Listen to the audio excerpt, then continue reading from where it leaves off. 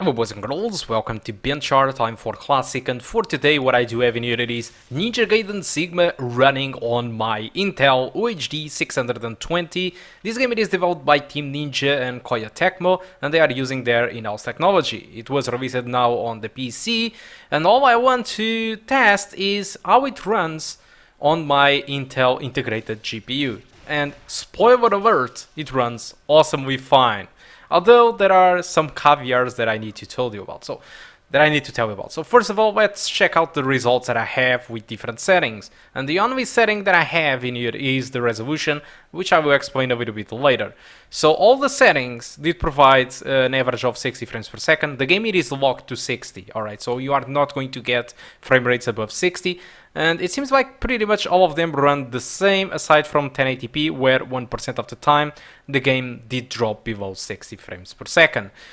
So you could assume that you can play this fine at 1080p if you want, but I'm a little bit more skeptical about this. I only tried this first environment. I'm a little bit certain that some other environments might not be as easy to run as the others. But first, let's take a look on the requirements. For the requirements, this game doesn't seem that easy to run. So these guys are asking for an i5, 4 gigs of RAM, and the GTX 970 or an R7 370. Since this game takes part of a master collection, which includes the first Ninja Gaiden Sigma, the second Ninja Gaiden Sigma 2, and Ninja Gaiden Sigma 3, what happens really is that these requirements are for the third game and not for the first one. So what I'm running in here, it is the game at 720p instead of 1080p. I will explain why. Instead of using 1080p, I decided to go with 720p because the game during cutscenes, the GPU usage gets very high. And I've noticed that during the recording with 1080p that I've made first, and I've decided to discard it, the cutscenes got out of sync with the sound, just because I had a drop below 60 frames per second during a small part during the cutscene. The audio entirely desynced. So because of that same reason, I prefer to play at 720p and having the cutscenes completely synced between audio and video than having 1080p with the risk of having cutscenes unwatchable just because the audio it is delayed or something compared to the video. Apart from that, it is absolutely fine. I think the game runs awesomely on the Intel GPU. I know that this game it is quite old, but I still think the visuals are good enough. Now, the downsides of this game specifically is that Ninja Gaiden Sigma, the entire Master Collection have this issue though, but I will only focus on this game first. This game doesn't have any graphical options. Alright, so you aren't really able to select resolution, anti-aliasing, or any graphical settings like shadows or texture quality. There is nothing of that. There is no graphical options on this game, not even outside of the game, not even inside. This is a straight port from the consoles. I didn't try keyboard and mouse, so I'm not really sure if this works or not. I just used my Xbox gamepad, and it was fine. The game behaved perfectly fine, it is optimized. I didn't add a single crash, but PC specific settings are non-existent in this game. Alright, so you might ask yourself, but if there aren't graphical options, how the hell did I select different resolutions?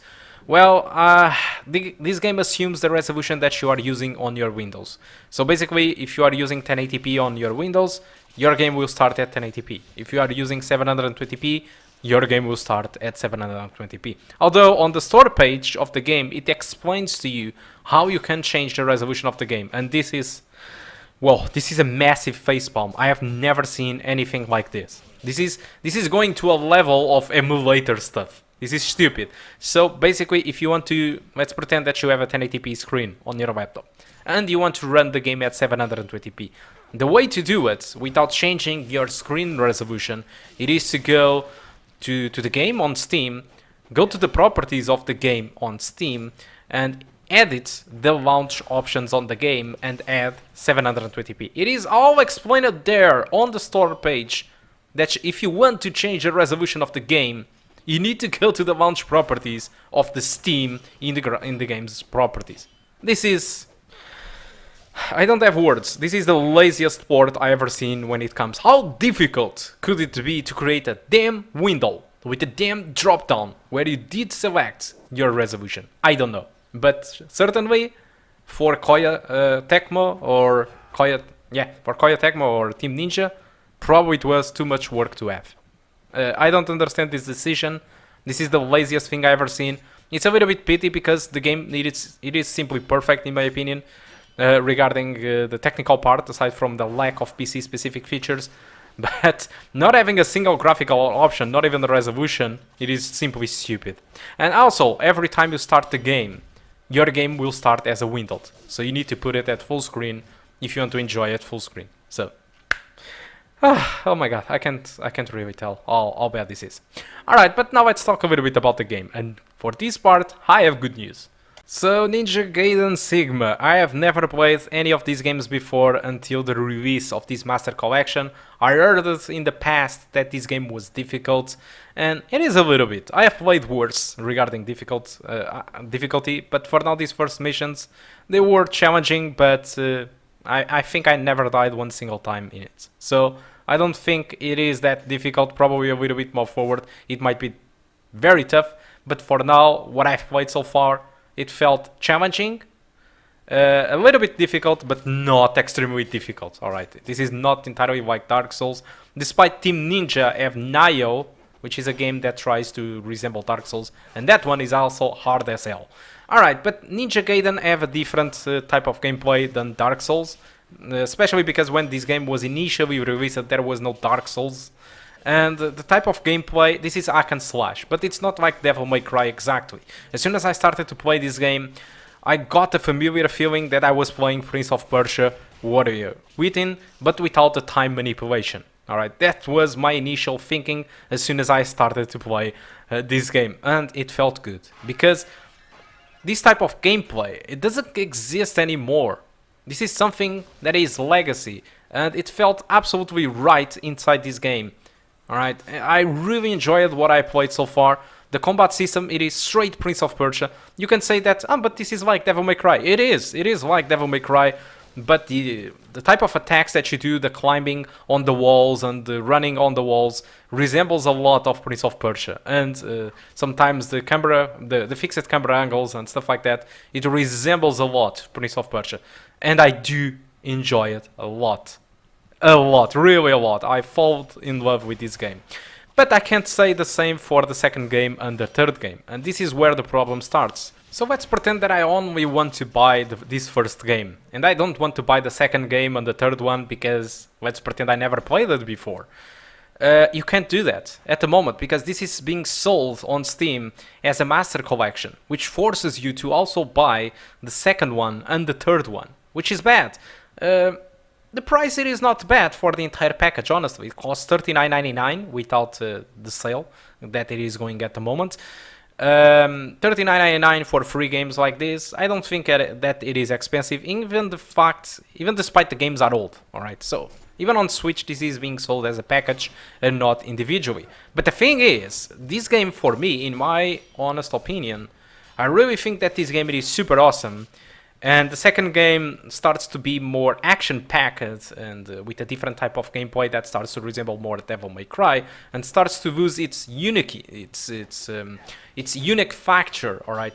And I started to enjoy it less than this first game. And the third game, oh boy, it's completely different. The gameplay is still hack and slash and a little bit like the second one, but it starts to be so action-oriented and so much weird on the scenarios, and it tries to be the cool game, alright, instead of being the niche game, that it starts to lose its, I don't know, it starts to lose its identity entirely.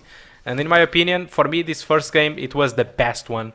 I didn't try that much of each game, but the first feelings that I had is that this first game, it is clearly better than the second one and the third one. Despite the second one, it is still great though. But the third one, it feels just off entirely. Probably it's just that first mission, but it feels off. But that's the issue. Let's pretend that I want to buy the first game. I can't. I'm forced to buy the second one and the third one. And for me, that doesn't make any sense and it is a little bit silly. But if you are a fan of the series, well, go ahead and buy it. Keep in mind one thing: Ninja Gaiden series. It is kind of a remake of the old games, the first revision, the first releases.